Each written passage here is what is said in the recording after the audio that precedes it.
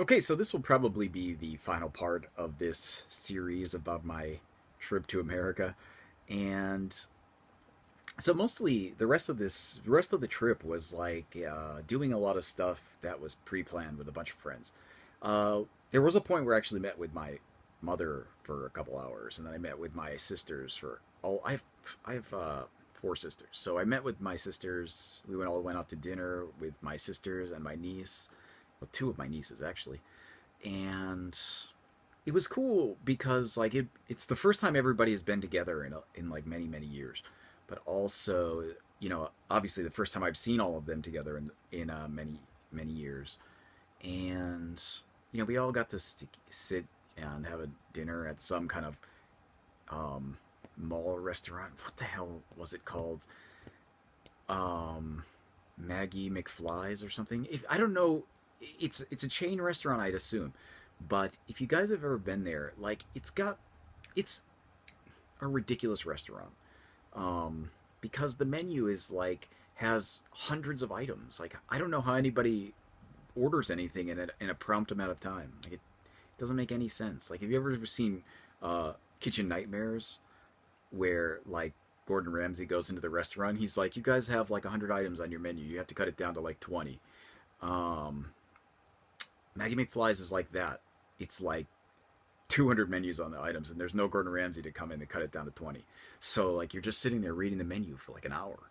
You got no options, and so there was that. But it was nice because it was actually kind of a good choice because nobody could order food, and we couldn't get rushed out from eating quickly because nobody could order anything quickly. So I got a lot of time to hang out with my sisters, and strangely enough, like one of my old friends from like literally the guy that came into the restaurant is like a friend of mine that I met on my first day of school. Like literally my first day of school, like kindergarten, first day. Um, Him and his brother are twins, and I met them on my first day of school. And we had been friends all through high school and after high school, and we kind of like lost touch. But he came into the restaurant just like by chance, and it was like a really cool thing because like otherwise I wouldn't have seen him. But I talked to him, and it was like great. He was there with his wife, who I've also known since they met, and it was nice. It was like a really cool coincidence because I'm there with my family, and then I met my friend who I hadn't seen in like more than 10 years because like I hadn't seen him in a long time even before I left for Japan, and it was like a really good kind of day. And then so after that we did some other stuff. I went to the Necronomicon, which is like an H.P. Lovecraft convention that happens in Providence, the home of H.P. Lovecraft. And that was okay. This was another thing that I thought was funny about being in America. Like, because like I've only I haven't been in America, and I haven't really like the thing where people make fun of the fedora, like people wearing a fedora. You're just like, "Milady tips fedora," that kind of thing. And I thought like that's not a real thing. It's kind of like a goofy stereotype that isn't real. Like it's just a thing where like every once in a while there'll be a dude with a fedora. Oh my god! If you anybody went to Necronomicon, okay, if you were at Necronomicon and you wanted to commit a crime, like if you put on a black T-shirt and a fedora or some kind of goofy hat, and you just went out and robbed a store, and they had to give your description to the police, and they were like, a dude with a neck beard and a fedora and a black T-shirt. Basically, you would get off because like they would have to arrest everybody in like a 3 mile radius. Like that was essentially Necronomicon. It was it was really strange. Like um, I it was like a funny field day to make fun of. It was like the show of wacky hats. I um that's how I would explain it because like you know you'd go through and you'd be like fedora, trilby, you know, uh, and it would be even more like um like someone was wearing a robe, and then like fez, and like Scottish military hat, and there was like everybody was wearing hats, but zero people at Necronomicon had a baseball hat, like the most common type of hat. It was really weird. It was like walking into a goofy meme or something. I have no idea. And I was like, oh, I guess that's real. Those people are real people, not like they don't just exist in memes on the internet. And that was Necronomicon. I thought that was like that was the funniest part of Necronomicon. I think there was it was a really cool though. I liked going there. There was lots of cool people I met, and lots of books. I mean, it's essentially a book convention, but there's also Lovecraft related talks and non-Lovecraft related talks, but also authors reading stories, and there was games. There were various like artworks being sold and books being sold and T-shirts and things like that. I didn't get anything at Necronomicon. I don't think I bought any. Oh no, that's not true. I bought some board games. Um, but that was basically it for Necronomicon. But Necronomicon was really good, but I don't want to go into it in this video. If people are really interested, I'll make a whole separate video about Necronomicon. But the thing with the hats and like I think I went like I could like the longest I went without making a tips fedora joke was like maybe 10 minutes. I don't I it was like a full day of that. I couldn't not. Um, but yeah, there was that. Um, yeah, what else did we do? Oh, in we went to see Field of Honor, which was a Ring of Honor event that was happening before SummerSlam in New York. So we were in New York and we went to Coney Island. And I haven't been to Coney Island in like 12 years, 13 years maybe. It's been a while. It's been a long while since I've been to Coney Island. And we went to Coney Island for the day, met up with some people, friends who lived in New York, came down to Coney Island, and some of them went to the wrestling, some of them did not.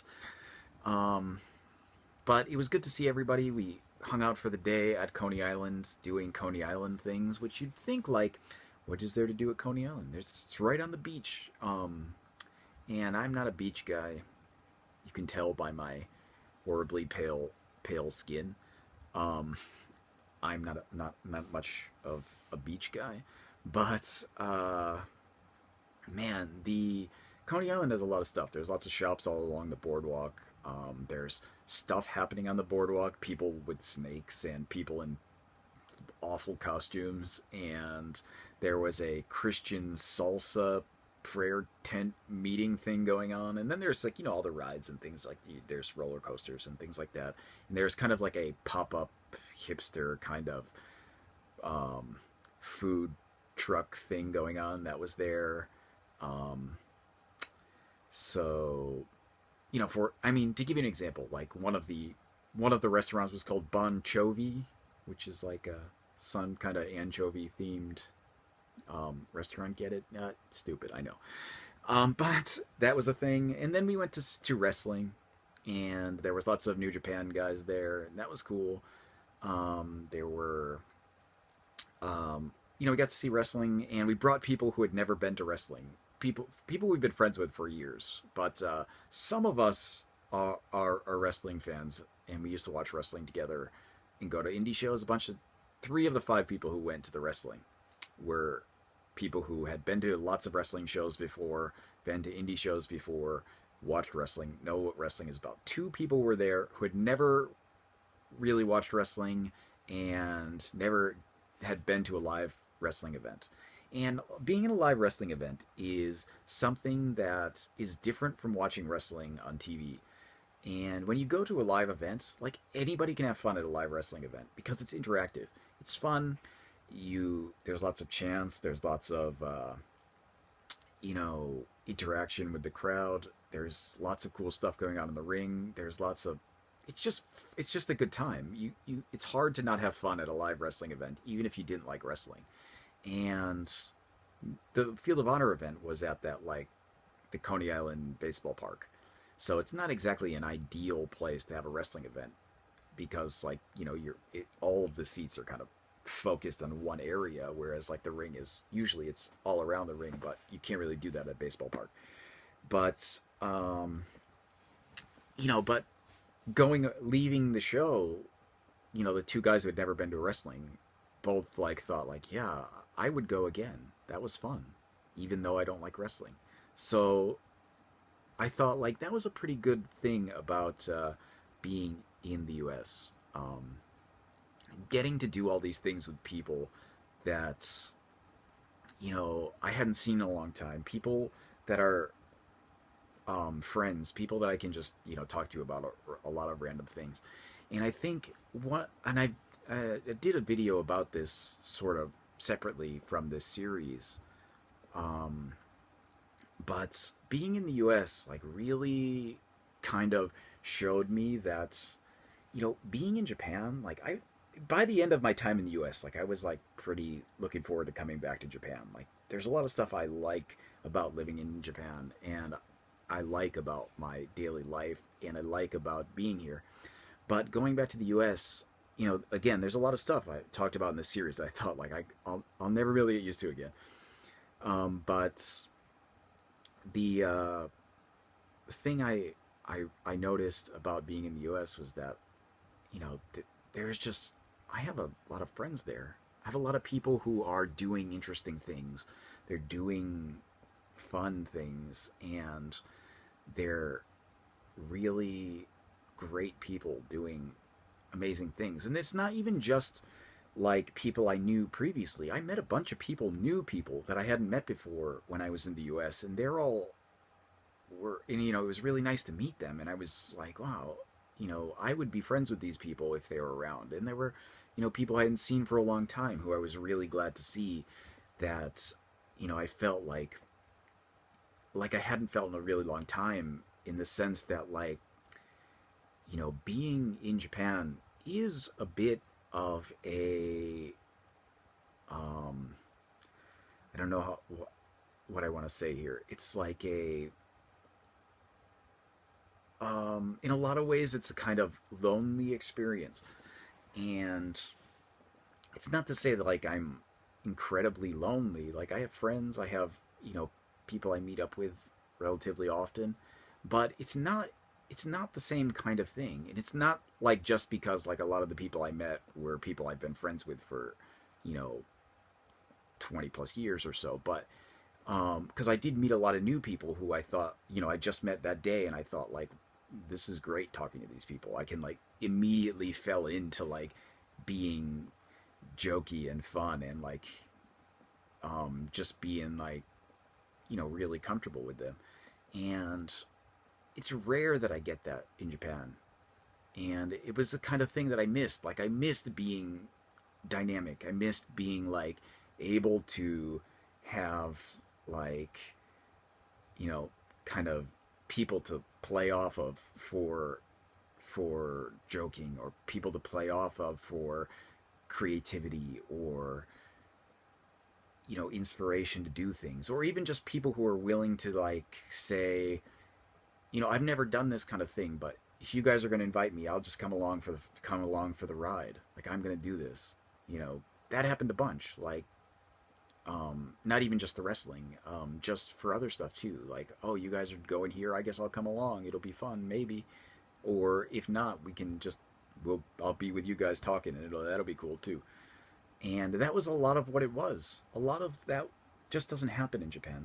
There's a lot of ways that it just can't happen, because the way things are set up. Like, you're not usually like chatting with people on the train or whatever. And it's a different kind of transportation culture that doesn't have the same kind of thing. But that was the kind of thing most that I enjoyed about being in the US. Like I didn't care so much about the places I went, and I went to a lot of great places, don't get me wrong, but the main best part was seeing people. Everything about the people was great. And it does make me a little like homesick, I think, thinking about it now. And not even in a way that, like, I think, like, oh, I want to move back. Because I don't. Like, I don't think, like, I want to move back to the US because, in general, a lot of the stuff I don't like. Like, I would have trouble living in the US again, I think. At least for a while, I would. And, but having that, like, the types of people that I was with around all the time would be really nice. And I think that was something maybe uniquely American that I can point as, something better than, easily better than how things are for me in Japan. So that was about it. That's my trip in a nutshell. Not everything I did, not all the details, but some of the major things that I had noticed and picked up along my travels. And that was it. 10 years away from the U.S. And I think, like, if possible, I won't wait that long again before going back. Um, it was really nice to see everybody and do a lot of things that I can't really do in Japan. And at the same time, if if I could, I would just take all those people and bring them here, and I think it would be perfect. Uh, but again, that's kind of a fantasy world at this point. Um, but yeah, that was it. So, end of this series. I will. Hopefully, you guys enjoyed it, hearing me ramble about things I did in August. So yeah, that was it.